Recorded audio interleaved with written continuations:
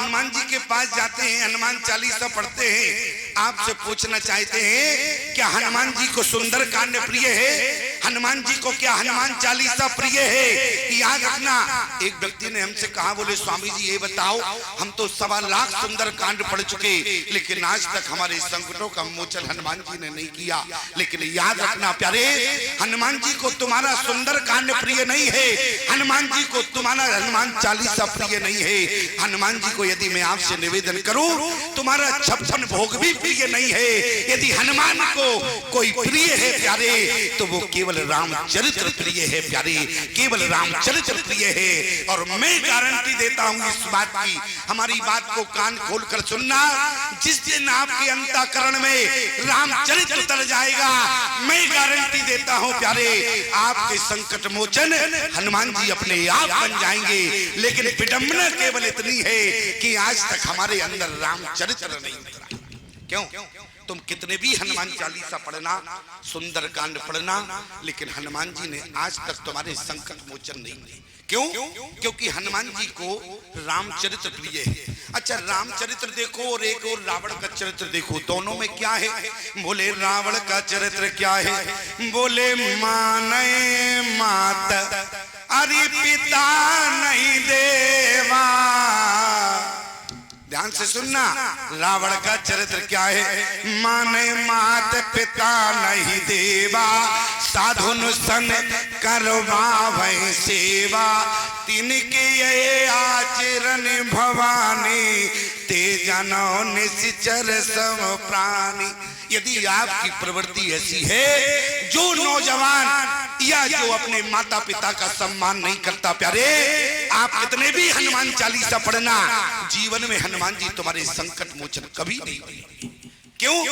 जो बेटा अपने माता पिता का सम्मान नहीं करता, एक तो आपको सत्य बात बताएं प्यारे, आज का नौजवान अपने माता पिता का सम्मान करना नहीं जानता, और ज्यादा से ज्यादा पैर छुएगा तो कहां छुएगा? बोले घुटने छुएगा।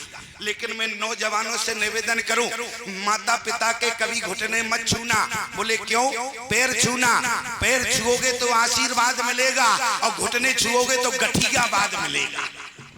क्या मिलेगा? यदि घुटने छुए तो गठियावाद मिलेगा। घुटनों में गठियावाद होता है, इसलिए तो गठियावाद की बीमारी फैली हुई है। क्यों? क्योंकि लोग चरण छूना नहीं चाहते, और जिस दिन तुम माता पिता के चरण छूने लगोगे, उस दिन तुम्हारा गठियावाद अपने आप समाप्त हो जाएगा।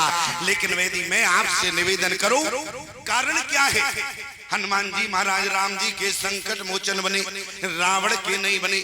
यदि आपसे निवेदन करो, आप पूरी रामचरितमानस उतारने की जरूरत नहीं है, लेकिन जिस दिन आपने अपने जीवन में रामचरितमानस की यदि 3 चौपाई उतार ली प्यारे, तो मैं गारंटी देता हूं प्यारे, आपके संकट मोचन हनुमान जी बन जाएंगे। केवल 3 चौपाई आप अपने जीवन में उतार लेना। अच्छा, वो चौपाई कौन है? ध्यान देना। बोले प्रातः काली उठ के रघुनाथा, ये रामचरित्र है, ध्यान देना। बोले प्रातः काली उठ के रघुनाथा, मातो पिता गुरु नावै माता। आप यदि अपने माता पिता का चरण स्पर्श करते हैं, पैर छूते हैं सुबह उठकर, तो हनुमान जी महाराज तुम्हारे संकट मोचन बनेंगे। अन्यथा तुम कितने भी सुंदर कांड पढ़ना, संकट मोचन हनुमान जी नहीं बनेंगे। क्यों? अरे रावण के नहीं बने तो तुम्हारे कैसे बन जाएंगे? क्यों? जब रावण के नहीं बने तो तुम्हारे कैसे बनेंगे? और राम जी के क्यों बने? लेकिन आज का नौजवान अपने माता पिता का अपमान करता है, आज का नौजवान अपने बूढ़े माँ बाप का अपमान करता है। लेकिन याद रखना प्यारे, जवानी का नाम अपने माता पिता को गाली देना नहीं होता, जवानी का नाम अपने माता पिता का अपमान करना नहीं होता, जवानी का नाम होता है प्यारे अपने बूढ़े माँ बाप के चरणों में समर्पित हो जाना, इसी का नाम जवानी है। और यदि मैं आपसे निवेदन करूं, यदि जवानी का नाम अपने माँ बाप को गाली देना होता, जवानी का नाम अपने से बड़ों का अपमान करना होता, तो याद रखना प्यारे, परमात्मा तुम्हें बचपन से बुढ़ापा दे देता, जवानी जीवन में नहीं देता प्यारे। जवानी का नाम अपने माता पिता के चरणों में समर्पित। और जरा विचार करना प्यारे, ईमानदारी से बताओ, सुंदरकांड पढ़ा आपने इतनी बार, लेकिन कभी सुंदरकांड की पंक्तियों पर विचार किया? आप सुंदरकांड पूरा पढ़ने की आवश्यकता नहीं है। आज सुंदरकांड आपके जीवन में आज तक नहीं हुआ। कारण क्या है? आपने सुंदरकांड पढ़ा बहुत बार है, लेकिन समझा एक बार नहीं है। यदि एक बार भी समझ लेते और सुंदरकांड की यदि पहली पंक्ति को समझ लिया होता तो तुम्हारे जीवन में सुंदरकांड अपने आप हो जाता। प्यारी, सुंदरकांड की पहली पंक्ति क्या है? बोले जाम बनते के अरे वचन सुहाए और सुन हनुमंत हृदय अति भाई। याद रखना, जिस दिन तुम्हें अपनों से बड़ों की बात अच्छी लगने लगेगी उसी दिन तुम्हारे जीवन में सुंदरकांड हो जाएगा। लेकिन समाज में विडंबना क्या है? आज तक अपने से बड़ों की बात अच्छी नहीं लगती। क्यों? अपने से बड़ों की बात आज के समाज में अच्छी नहीं लगती नौजवानों को। लेकिन याद रखना प्यारे, अपने बूढ़े माँ बाप का सम्मान करना, इसी का नाम रामचरित्र है। प्यारे, बोले प्रातः काल उठ के रघुनाथा ओ मात पिता गुरु नावे माता। आज का समाज अपने माता पिता का पैर छूना नहीं चाहता। जो बेटा अपने माता पिता का पैर नहीं छूता है उसे समाज में न मालूम कितनों के पैर छूने पड़ते हैं, और जो बेटा अपने माता पिता का पैर छूता है समाज में उसे किसी के पैर नहीं छूना पड़ता। प्यारे, इसका नाम रामचरित्र है। राम जी ने क्या किया? बोले प्रातः काल उठ के रघुनाथा, बार बार पुनरावृत्ति कर रहे हैं और मानस पटल पर लिख लेना। प्यारे, रामचरितमानस की केवल 3 चौपाई उतार लेना, तुम्हारे भी संकट मोचन हनुमान जी बन जाएंगे। एक आपको सत्य घटना सुनावे।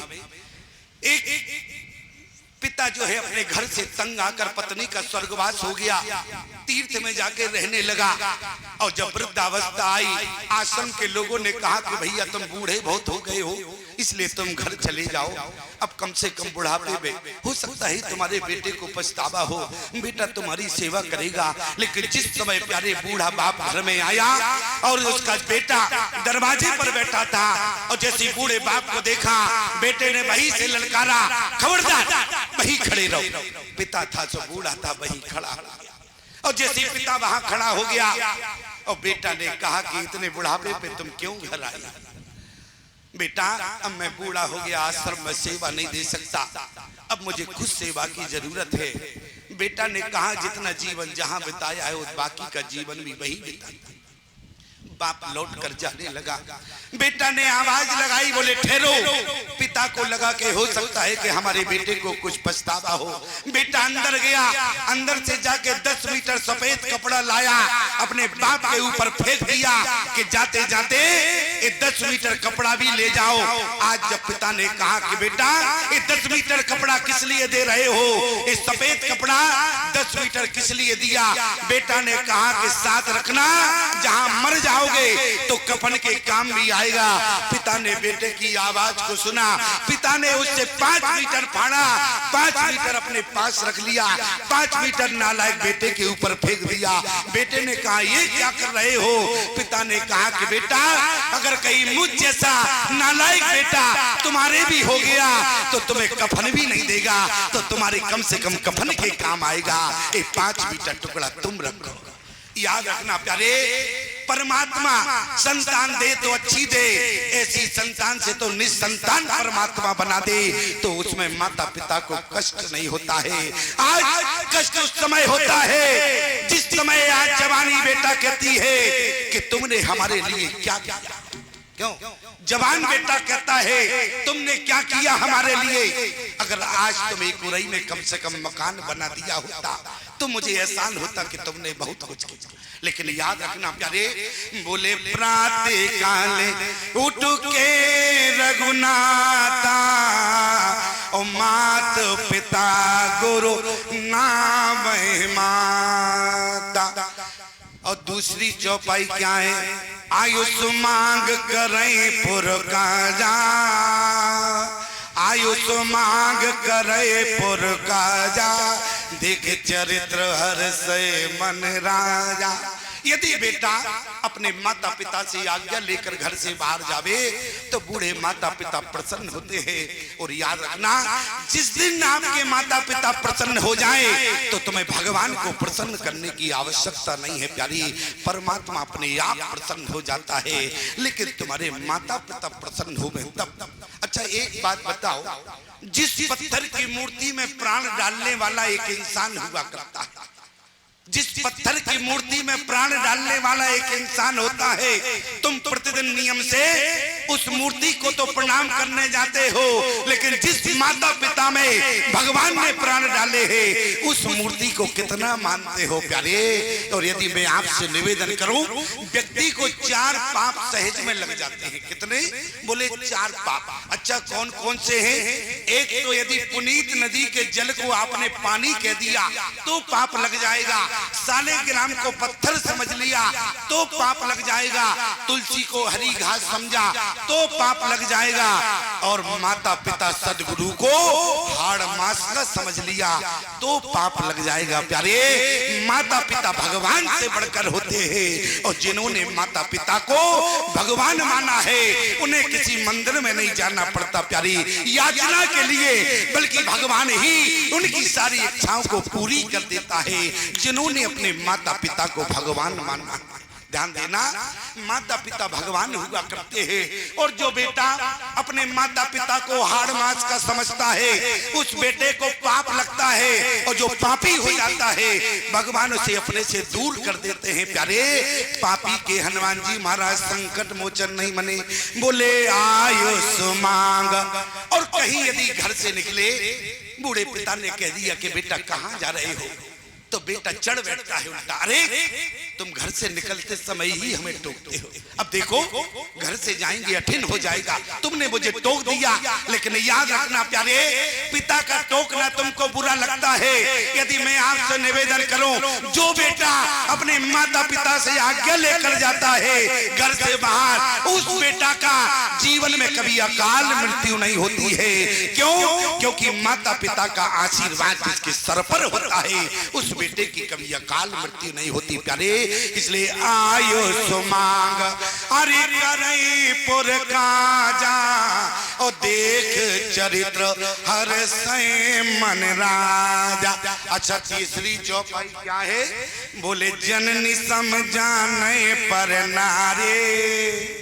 पराई नारी में यदि आपको माँ का दर्शन होने लगे प्यारे तो समझ लेना कि तुम्हारे अंदर रामचरित्र उतर गया। क्यों? जिस दिन तुमको पराई स्त्री में माँ का दर्शन हो तो समझ लेना प्यारे कि तुम्हारे जीवन में उस दिन पूर्ण रामचरित्र उतर गया है प्यारे। और जब तक पराई स्त्री में तुमको माँ का दर्शन नहीं होता है, सब समय भी कभी विचार मत रखना कि तुम्हारे अंदर रामचरित्र उतर गया है। सुनना एक अलग बात है, जीवन में उतर जाए ये अलग बात है प्यारे। हमें सुनना कम है लेकिन जीवन में उतारना है, तब हमारा जीवन जाके धन्य होगा प्यारे।